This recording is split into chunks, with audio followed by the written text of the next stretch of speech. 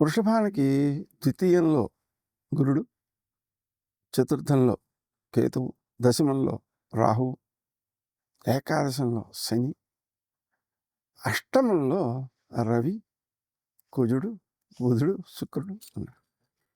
అష్టమంలో ఇన్ని గ్రహాలు ఉండేటప్పటికి ఏమవుతుందంటే అనుకోని ఖర్చులు బాగా పెరిగిపోతుంటాయి.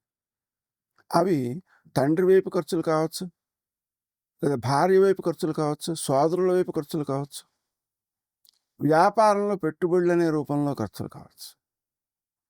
వీటిని మనం జాగ్రత్తగా ఆలోచిస్తే ఆరోగ్యానికి సంబంధించినంత వరకు అనుకోని ఖర్చుల్ని కూడా అంగీకరించాలి, తప్పదు.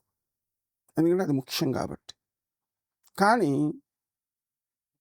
మిగిలిన విషయాల్లో, పెట్టుబడుల మొదలైనటువంటి విషయాల్లో కొంత జాగ్రత్తగా ఉండడమే మంచిది. ఎందుకనంటే మనకు ఈ కుజుడు అష్టమంలో ఉన్నటువంటి స్థితిలో ఈ అనవసరం ఖర్చులకు నష్టపోయే అవకాశాలు కూడా ఉంటాయి. అందుకని ఇక ముఖ్యంగా ద్వితీయంలో ఉండేటువంటి గురుడు ఆర్థికంగా అవసరాలకు తగినట్టుగా ధనాన్ని సమకూరుస్తాడు.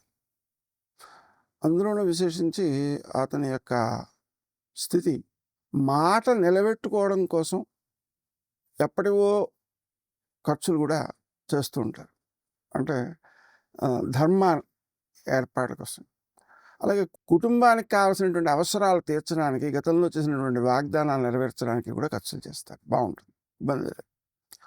ఇక ముఖ్యంగా అప్పులు ఇవ్వడం అనేటువంటిది అస్సలు పనికిరాదండి. ఎందుకంటే ఈ రాశి వారికి కుజుడు వ్యయాధిపతి కాబట్టి అతను ప్రస్తుతం అష్టమంలో ఉన్నాడు. ఎప్పుడైనా సరే అప్పులు ఇచ్చినట్లయితే వాళ్ళ నుంచి తిరిగి రావడం చాలా చాలా కష్టం. అతి ముఖ్యంగా ఏం జరుగుతుంటుందంటే, మనం అప్పిచ్చామనుకోండి, అవతల వాళ్ళ మీద ఏదో ఒత్తిడి తీసుకొచ్చాం. తీసుకొచ్చినప్పుడు కూడా ఆ వ్యక్తి, అసలు వ్యక్తి వచ్చి కొంచెం బతిమాలినట్టు మాట్లాడితే సరేలే అని వదిలేసే పరిస్థితి ఉంటుంది ఆ స్వభావంలో. ఆ కారణంగా అప్పులు వసూలు చేసుకునేటువంటి లక్షణం ఎట్టి పరిస్థితిలోనూ ఉండదు అని చెప్పాలి.